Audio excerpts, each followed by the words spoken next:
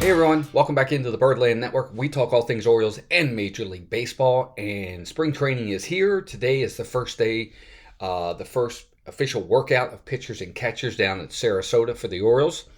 And today I thought I'd talk about my top 5 storylines, the 5 things that I'm going to be really paying attention to and looking at during spring training.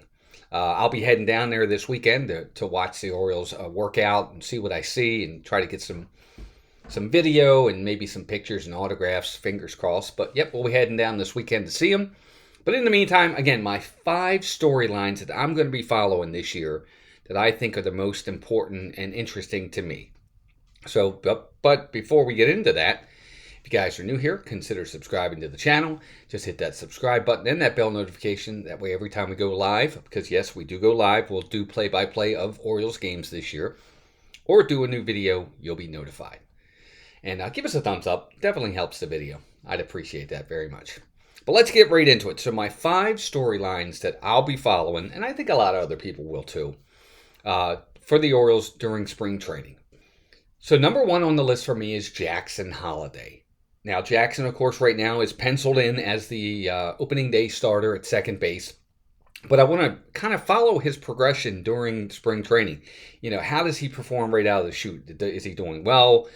Is he not doing well? Does his performance dictate his chances of making the club? Or is he that lock to make the Orioles opening day roster? In other words, let's say he struggles. He comes out of the chute, he's hitting 190 during spring training, just isn't hitting the ball well. Are they going to send him down? Is there a possibility of him being sent down? Can he play his way off this team? That's something I'm really going to pay attention to during spring training. And I think a lot of people will. I don't think this one's a surprise. I'm really hoping the Orioles give him a ton of at-bats against lefties, make sure he's in that lineup against left-handers. We know he can hit righties. I want to see him get in there against left-handers. So that's one of the main things that I'll be watching during spring training. Number 1 for me is Jackson Holliday, his performance, and where the Orioles go with him during spring training. Number 2 on the list for me is the rotation. And I mean this in a couple different ways. First and foremost, who's going to get the opening day nod? Is it going to be Grayson Rodriguez? Is it going to be Zach Eflin? Zach Eflin has started opening day for the, I think, the Rays in the past. I think it was even last year or the year before he started opening day for the Rays. So he does have opening day experience. On the other hand, Grayson Rodriguez, he's a homegrown talent. He's a possibility, he's a possible ace in the making for the Orioles. Is he going to be the opening day starter for the O's? Or is it going to be somebody else?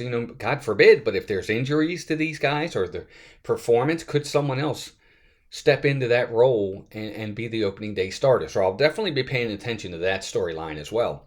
But also with the rotation, is it set? Is there anybody out there that has an opportunity to really kind of break into the rotation? Because we have Eflin, we have Rodriguez, we have Dean Kramer, we have Charlie Morton, and we have Sagano right now. That's the 5 that are penciled in. Could Sagano or Charlie Morton or Dean Kramer, barring injuries, could they play themselves out of the rotation with Morton and Sagano with the money that they're making? I don't see it, but I'll be interested in watching the rotation and how it develops and materializes into a regular season. Because you never know. They could still make a trade and bring in an ace starter, and then that just blows the entire rotation up. So I'll be paying attention to the rotation, how those pitchers are performing, and where it looks like they may slot. Number 3 for me, and this is kind of one I'm kind of watching, but I wanted to bring it up, is are there any competitions to watch this spring? Because as we go around the Orioles and you look at it, the rotation seems to be set. The bullpen seems to be set. The infield seems to be set, and the outfield seems to be set. Is there anywhere where there could be a real competition of someone making the team over somebody else? I don't know that there is. Again, barring injuries, which we hope we don't get. We want everybody to be healthy. But barring any injuries, I don't really see where there's any major competitions anywhere throughout the Orioles roster that really, I think, has to be paid attention to big time. But if injuries happen, that's a different story. Maybe that opens the door for somebody. But I just don't see where there's room for a lot of guys. You might have a fifth infielder or a fifth outfielder or a sixth infielder that might be playing for a spot, but nothing that's ultimately going to be a major game changer for the Orioles from what we're seeing. We've had so many competitions in the past for teams, for the Orioles and players, but I just don't see that this year. But I will pay attention to it to see what develops. Number 4 for me, and this is a big one, and I think this is one for a lot of folks, and that's Coby Mayo. Where do the Orioles play him during spring training the most? How many at-bats does he get? Are they going to play him a ton at first? Is he going to be at third? Is he going to get some outfield reps? Is he going to be at DH primarily? How much exposure during spring training are they really going to give Coby Mayo and see what he's got? Because right now there's no legitimate spot for him on this team from what we're hearing, especially if we want him to play every day. Because we don't want him to be a utility guy. That's not what he's there for. So where do the Orioles play him? I'll be interested to watch. Is it the outfield? Is it first? Is it third? Is it just DH? And we'll see how long and how often they play him in these at-bats during spring training. I'm assuming he's going to get a long look for sure. If for no other reason, for possible other scouts of other teams to see him. Because you just never know in today's game. How long does he stay with the club? That's another thing I'm going to be paying attention to. Are the Orioles going to allow him to stay throughout all of spring training, all the way to the end? Are they going to send him out early to AAA? Again, could he be traded? Who knows? I know there's been talk of his name has come up in trade talk with other teams for an ace. Will that happen? How long does he stay with the club? Can he make this club out of spring training if he just lights it up? Let's say he hits 400 in spring training. Hits 6-7 home runs, plays really, really well, defensively plays adequate. Can he supplant somebody and actually make this club unless there's an injury?